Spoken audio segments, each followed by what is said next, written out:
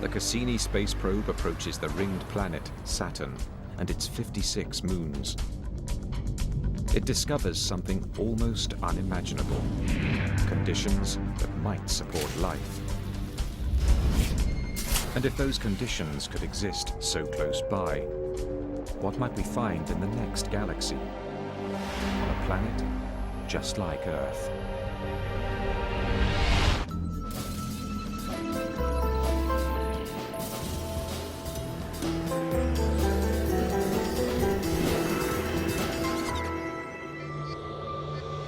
For millennia, we humans have looked to the skies and wondered whether we're alone in the universe. Today, we're closer than ever to knowing the answer. Some scientists believe we'll get our first look at our extraterrestrial cousins in the near future. I hope it's in the next 10 years, and I'm ready for it next week, so the sooner the better. What's more, we could find these aliens not on distant planets in unexplored galaxies, but right next door in our own solar system. Scientists are now honing in on proof that ET is out there and living on the most hazardous of worlds.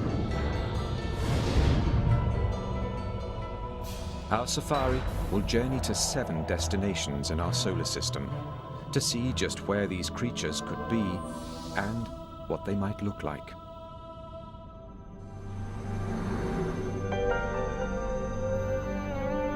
These exotic lands are unimaginably harsh. Life as we think of it would perish in an instant.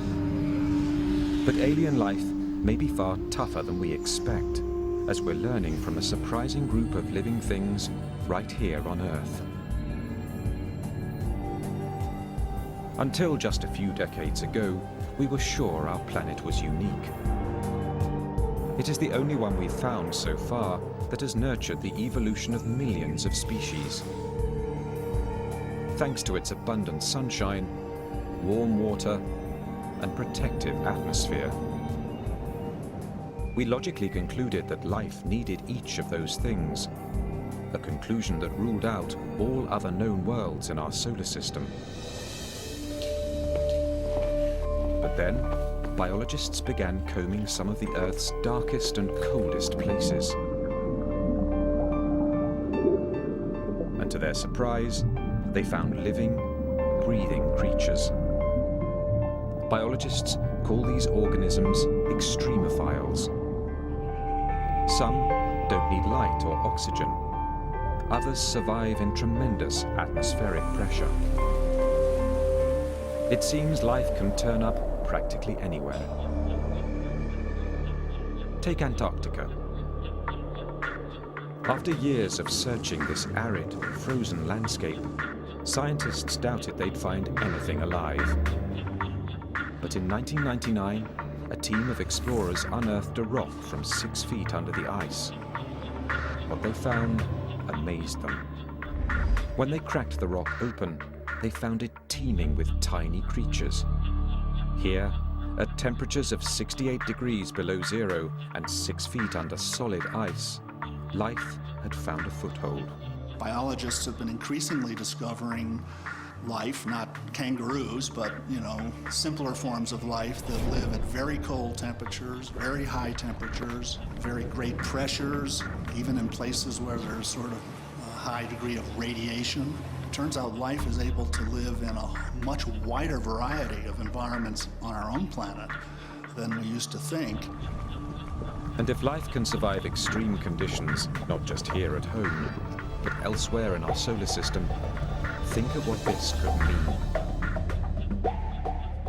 Unless there's something extraordinarily miraculous about our solar system or our planet, then life has got to be extremely commonplace. I mean, there's got to be large numbers of worlds with life, and some of them would have cooked up intelligent life. In the beginning, our Earth was as deadly a planet as any.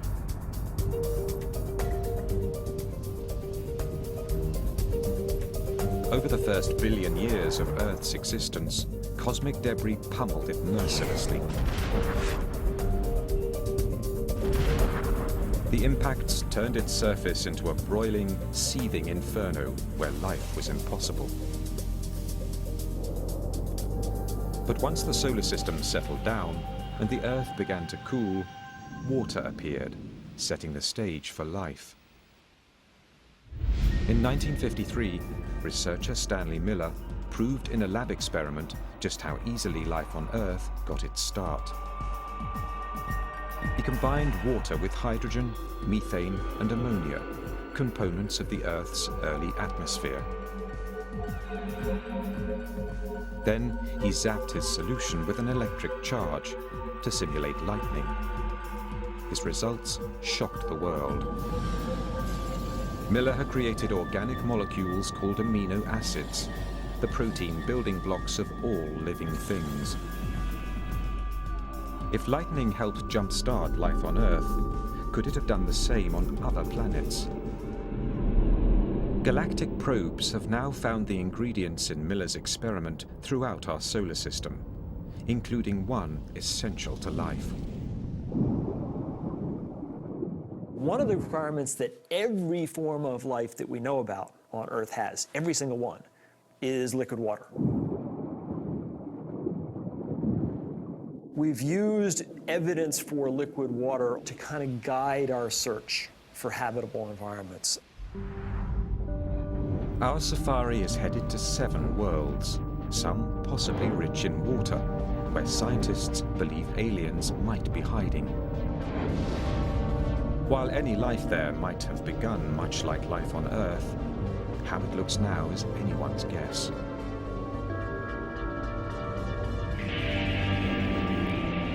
We begin in the world that has always fired our imaginations, the planet right next door, Mars.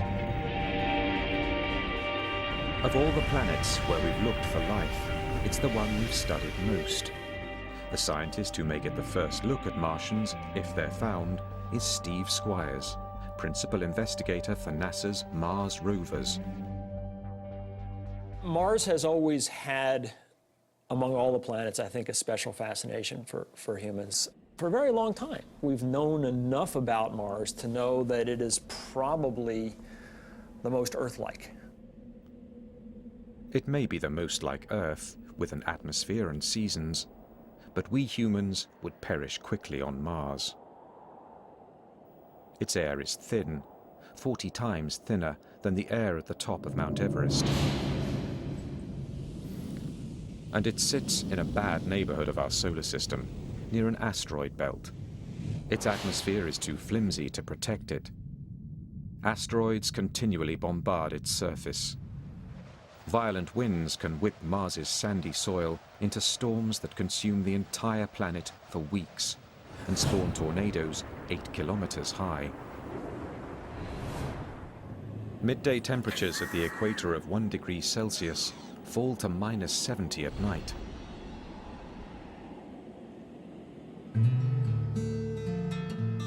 David Grinspoon is a curator of astrobiology at the Denver Museum of Nature and Science. As he sees it, Mars would be warmer if it wasn't a planetary runt. When I grab coffee on a cold morning, I know that a small espresso is going to cool off quickly, whereas a larger coffee is going to stay warm much longer. Large objects stay warm longer because their interiors are shielded from the outside where the cooling occurs. And planets are exactly the same way. A small planet will cool off early in its history. A larger planet like Earth will stay warm for billions of years, which makes it a better place probably to look for life. Despite Mars's drawbacks, it has always fascinated scientists because its terrain seemed to give evidence that it might support life. Its dynamic landscape of mountains, volcanoes, and deep ravines is not unlike our Earth. To early astronomers, these features look like oceans and rivers, and even a system of canals, supposedly not just supporting life, but actually produced by it. Percival Lowell in the United States observed these things and inferred that, in fact, these things were so straight and so regular in geometry that they had to have been the product of intelligent life. Okay? Well, he was right. The problem was the life was at the wrong end of the telescope.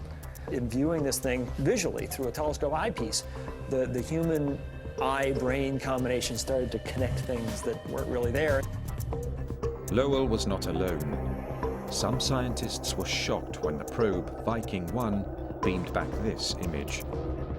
Is that a human face? Perhaps produced by Martians in their own likeness?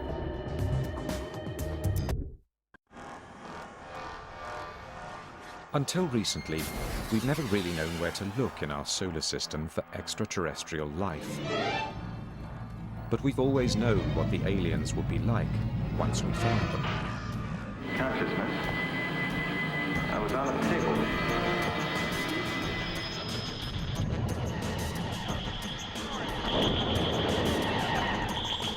Usually, there is more than a hint of the Earthling in our aliens. Hostile or lovable, they tend to resemble mutant images of ourselves. As a senior astronomer at the Search for Extraterrestrial Intelligence Institute in California, Seth Shostak has spent his career listening for the radio waves of a distant alien society. There's no reason to assume that they're going to look like us or even think like us or behave like us or have language. You know, you just have to look at the variety of life on Earth and you see that, you know, nature can come up with lots of different forms. But if there is life on Mars, how could it survive in such extreme conditions? Since the 1960s, scientists have sent dozens of probes to the Red Planet. The first pictures of the barren landscape quickly dashed any hope of finding intelligent beings. But what scientists did see startled them. Though there's no evidence of Martian-made canals, there are signs that Mars actually may have had water. Some think the angry red planet might once have been blue. You just have to look back a couple of billion years, 3.5 billion, 4 billion years ago. Mars had a thicker atmosphere, had water on its surface clearly. Maybe it developed life. And as it slowly went bad, you know, the life had to adapt. Life may have adapted, not died off, because some liquid water may still exist underground. But with no surface water, frigid temperatures, and ultra-thin atmosphere, Mars is a planet only one kind of creature could love, an extremophile.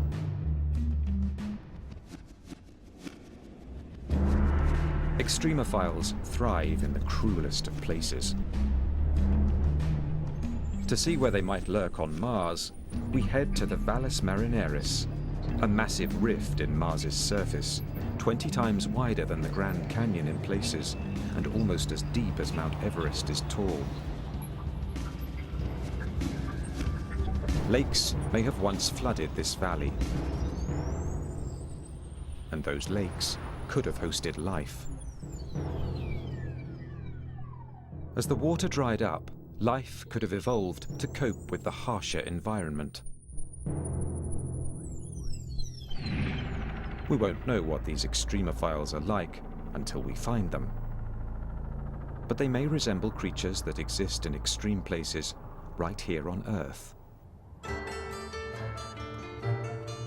An unusual team of biologists, called astrobiologists, study Earth for the kinds of life we may find in outer space. Astrobiologist Rocco Mancinelli is on the hunt for Mars's extremophiles. If it went beneath the surface, and some of it undoubtedly did, then what happened to it? Well, it formed brine pockets. So what kind of organism can live in a salty brine? A salt-loving organism.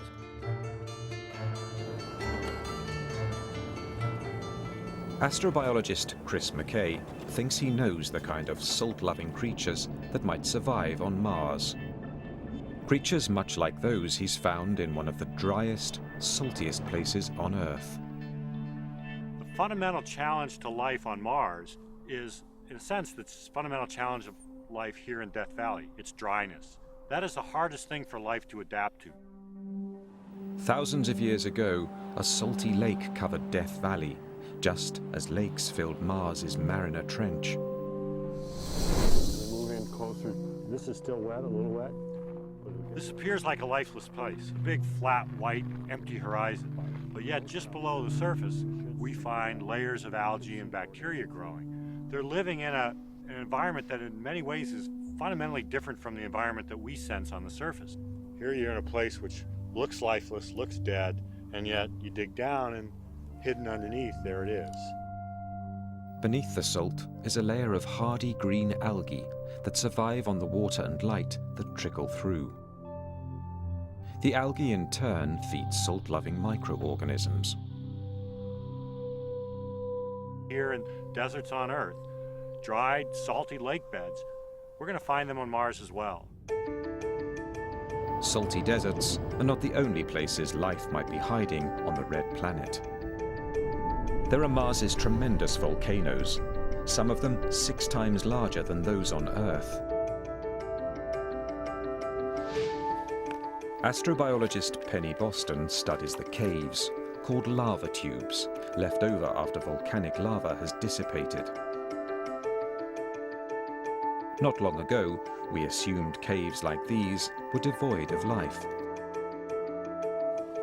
They get no sunlight, and no sunlight means no photosynthesis.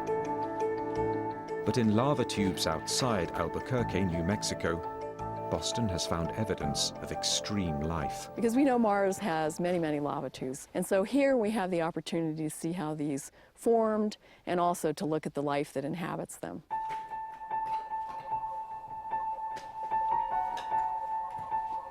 The extremophiles Boston has found appear to be thriving. They get their energy by feeding on the minerals in the cave wall. So here we're up close to the wall, and you can see these white patches here growing against the black. These is like a major city for these little guys. And they're all nestled in these little pockets in the basalt. And so these guys are permanently adapted to these freezing temperatures. They never see any light, and they get what they can find in the environment. Are there creatures like these in the caves below Mars's volcano fields? Boston thinks so. We are going to find life, and I just hope that I live a long and healthy life so that I can still be around to see that. We may already have had our first glimpse of Martians, not from our visit to their planet, but from their visit to ours. 16 million years ago, an asteroid slammed into Mars and propelled a 2-kilogram rock into space. Amazingly, that rock sailed to Earth and came to rest in Antarctica. Inside, NASA scientist David McKay and Everett Gibson were amazed to spot the outlines of fossils. Water has carved small tunnels in the rock. And in these tunnels, McKay and Gibson found what they believed to be evidence of bacterial life. These are little microbes, and they're dead, and they're fossils, or in some cases, we don't even see the forms. We see the footprints or the evidence that they were there.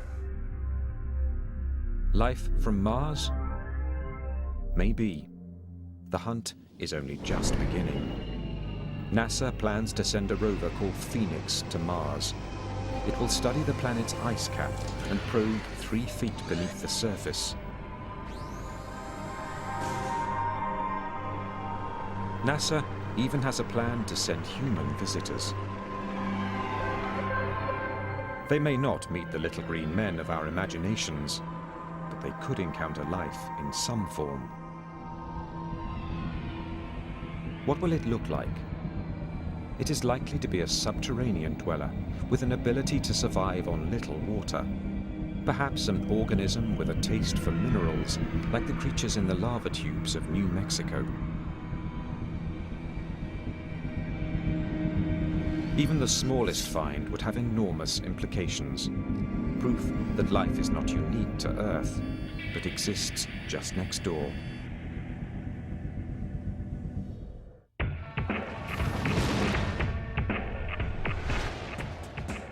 Our safari to the places in our solar system likely to harbor alien life now takes us past the asteroid belt on the far side of Mars. Here, Jupiter reigns. But this planet, the largest in our solar system, is fairly hostile to life, thanks to its toxic gases and overpowering gravity.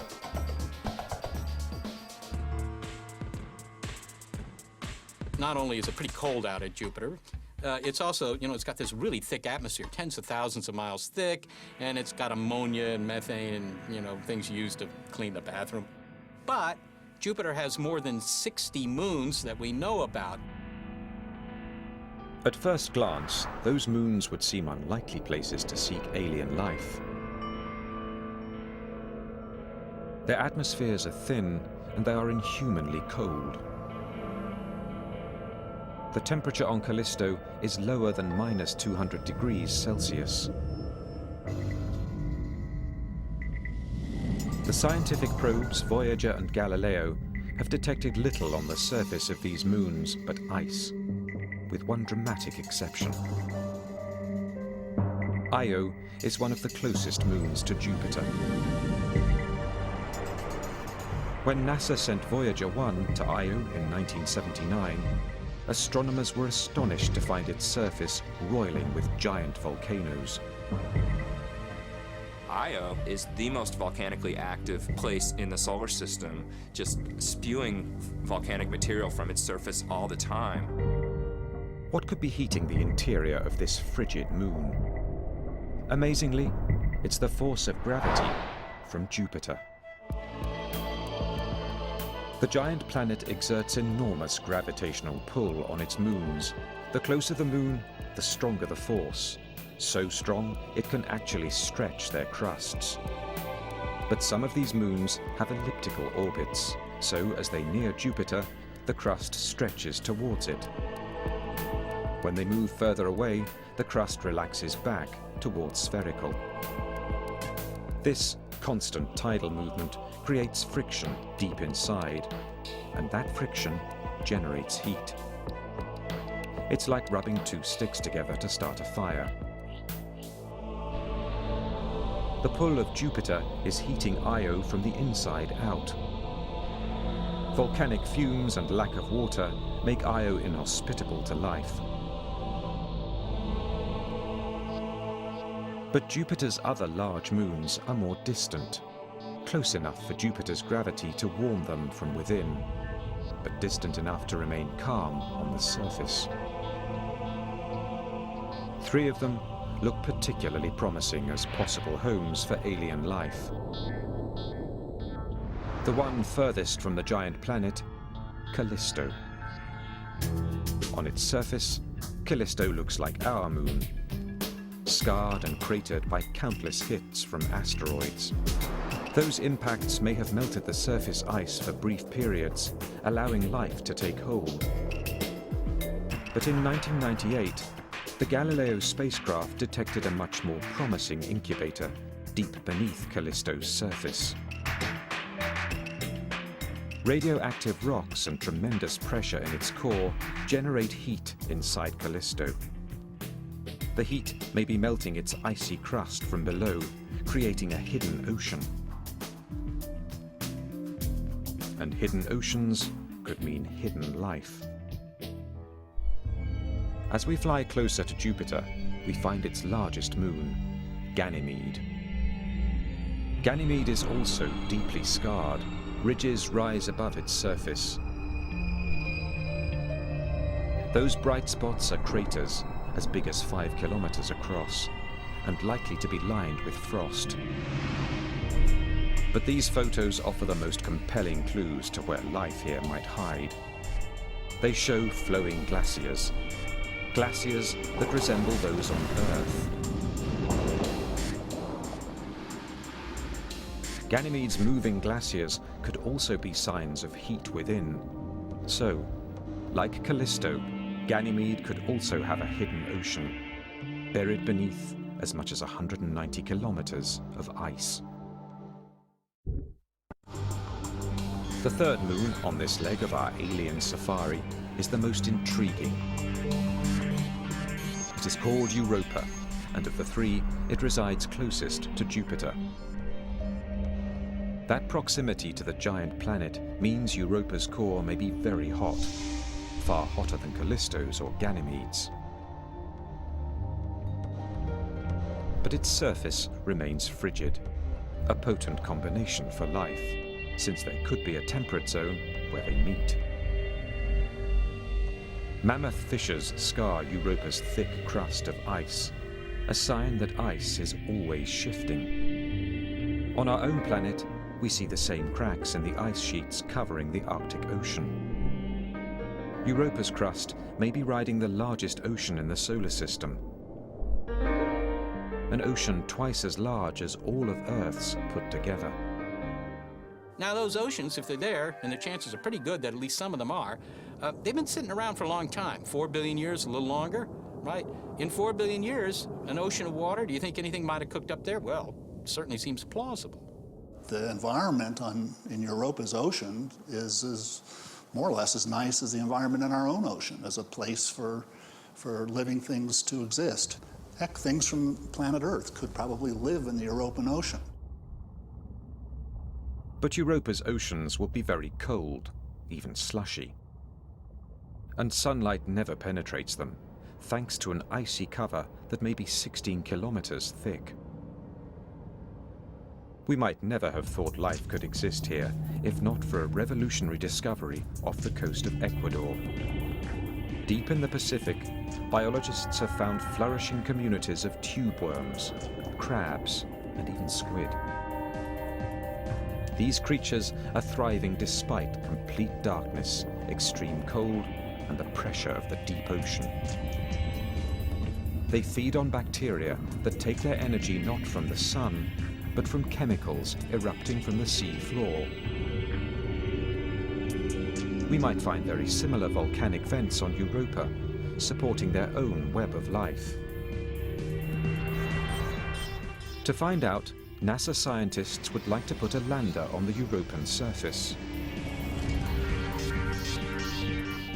Some would like to send a cryobot, a robot that would melt the ice and release a probe into the liquid below. That's not so hard to do. You just have to melt your way through. But you're going to have to melt your way through not a couple hundred feet, but maybe a dozen miles of ice. And send down a fishing line with maybe a video camera and a light bulb on it and look around.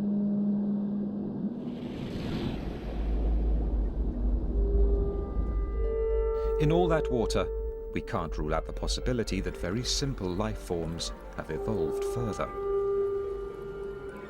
We might even find creatures as advanced as some here at home. Most likely, however, we would find microbes. But even that would be a sea change in how we view the birth and growth of life. Europa was warm. What if a place is one of the coldest known? Or if its lakes flow with toxic chemicals instead of water? These are the worlds we find as our safari continues even deeper into space. As our safari in search of alien life sweeps by the ringed planet, Saturn, we can see the violently swirling gases that choke its atmosphere. We can also feel Saturn's gravity, weaker than Jupiter's, but still formidable.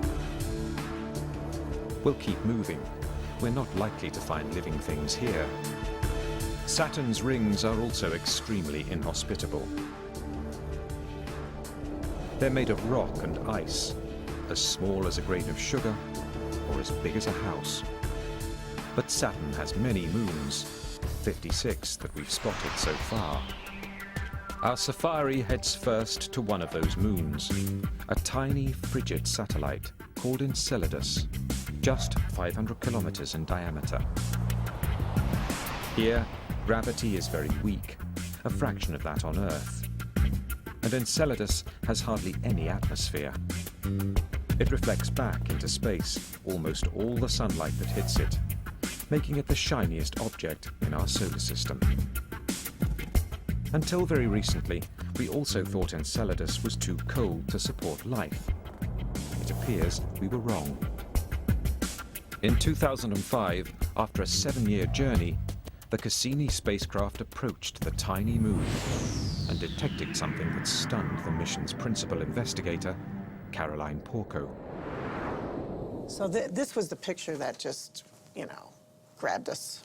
Just was shocking.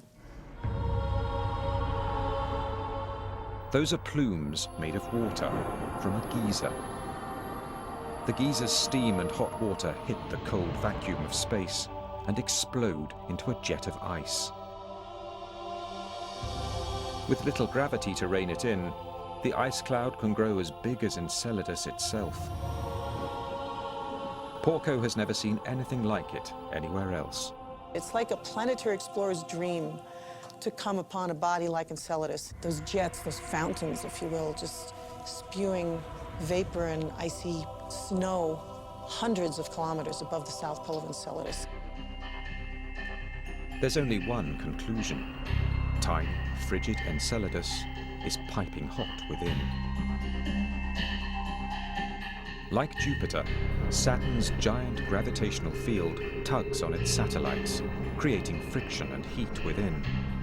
As far as we can tell now, it seems like an inescapable conclusion that there may be liquid water deeper down on Enceladus because it's warm. And the best models we can put forth right now to even explain the warmth, much less the jets, seem to indicate that you would get temperatures warm enough to melt water. Heat, liquid water, even the furthest reaches of our solar system may contain the chemistry for life. What kind of creature could live in the steamy waters of a geyser? Thanks to hot springs back on Earth, we have some idea. At one point, we assumed nothing lived in the steam-driven fountains of Yellowstone National Park. But then, biologists discovered microbes in these waters. Microbes that feed on chemicals dissolved in the water. Today, we call them thermophiles. The hardiest can thrive in boiling water. Could there be thermophiles on Enceladus? To find out, our safari takes us in for a close-up of this extraterrestrial Old Faithful. It's too cold for anything to live near the surface, but temperatures there are minus 165 degrees Celsius. But what about the hot water inside? In the ice plume above Enceladus, Cassini's probes have found carbon dioxide and methane, chemicals that could feed life below.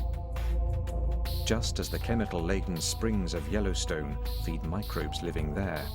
We have a body that very, very likely has liquid water in its interior, has shown us already it's got simple organic compounds, and you know, a whole host of things that make it, I think, a major body of astrobiological interest in our solar system. If Enceladus has been a shock, astronomers have been astounded by another of Saturn's moons, Titan. It may be the unlikeliest to harbor life. Titan gets only a limited amount of sunlight, about 1,000th as much as Earth. Probes sent to Titan have detected ice, but no liquid water. And at temperatures of minus 138 degrees Celsius, that ice is hard as stone. What could possibly make Titan a promising environment for alien life? Remarkably, Titan in many ways resembles the Earth, but not the one we know now.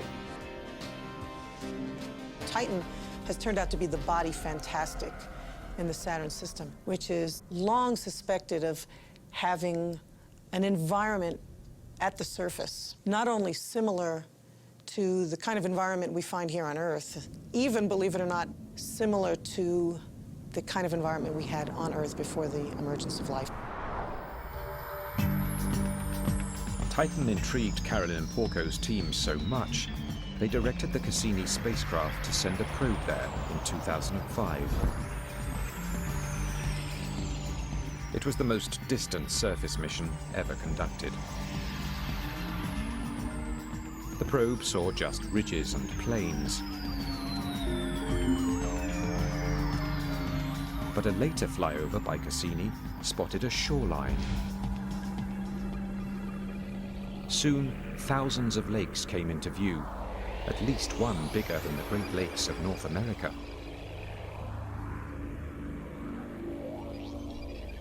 It's the first time we've ever detected liquid on the surface of another celestial body. Kind of looks like Minnesota, except the lakes are not water. They're liquid natural gas. But liquid natural gas is a liquid. And that's not snow. Those are methane flakes. Like Earth, Titan has weather. But it's of a rather psychedelic kind. There are even methane hurricanes.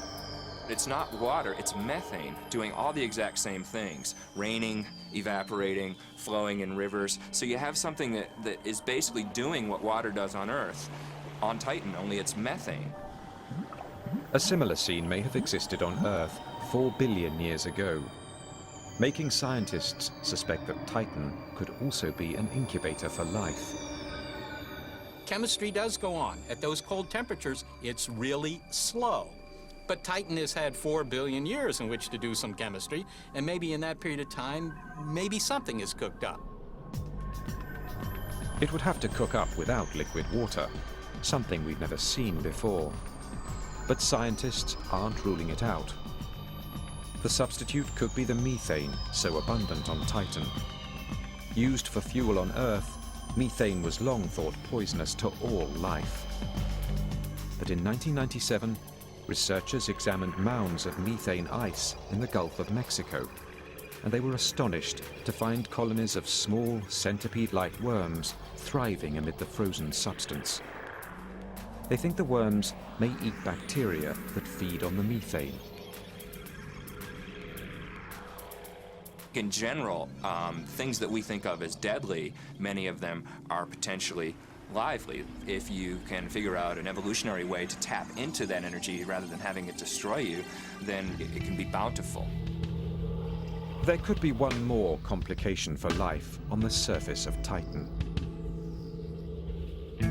With only a weak magnetic field to shield it, living things on the surface could be exposed to cosmic radiation. But that might not be a problem for an extremophile, as we found here on Earth. Biologists have uncovered plenty of life near Chernobyl's contaminated nuclear reactor, and even swimming in toxic radioactive spills, actually feeding off the decaying molecules. It's possible Titan's life forms could do the same. To find life on Titan, we may have to dive into its methane lakes, where we might find chemical-loving bacteria. We may even find microbes resistant to radiation, not unlike those here on Earth at Chernobyl, living on its rock-hard ice sheets. Organisms that eat methane might give off heat, melting the ice, possibly creating another fountain for life. There's no doubt, life on Titan would be a strange brew. But we have yet to visit the most bizarre world where scientists believe life could exist, and it's much closer to home. Our safari of the world's most likely to harbor alien life has taken us far. We've visited frigid deserts, submerged oceans, and methane lakes. But the world we are about to visit may be the most extreme of all. For our final stop, we are turning back toward Earth, to Venus, our closest planetary neighbor in the solar system. If life can survive here, it seems it could exist almost everywhere. To reach the surface of Venus, we have to fly through a dense layer of yellow clouds, 64 kilometers deep, with a composition similar to battery acid. The atmosphere here is 90 times heavier than Earth's, too heavy for a human to tolerate. On the ground, there are extinct volcanoes and lava flows as far as the eye can see. They cover 85% of the planet's surface. it is hard to believe Venus once had vast oceans. You basically had a runaway greenhouse effect, where as it starts to get warmer, the oceans start to evaporate, and then that puts water vapor in the air. Well, water vapor is a potent greenhouse gas, so that's what leads to the runaway. The oceans basically boil off, and then the CO2 all ends up in the atmosphere, and so today you have this very hot, hyper greenhouse planet. With temperatures around 460 degrees Celsius, Venus is even hotter than Mercury, the planet closest to the Sun. Not a surface hospitable to life. Life as we know it cannot exist on the surface of Venus because organic molecules would just be ripped to shreds by the hot gases. But we've stopped here, not because of what's on the ground, but what's in the air. In 1982, the Soviet spacecraft Venera 14 visited Venus. In the clouds, 50 kilometers up, it detected temperatures much cooler than on the surface. What's more, it found the molecules so critical for life, H2O. So far, every bit of water we've found beyond Earth is frozen solid. Only in the clouds above Venus have we found it in vapor form, a possible incubator for life. But Venus's clouds are also filled with highly acidic sulfur. Once, we thought nothing could live in sulfur.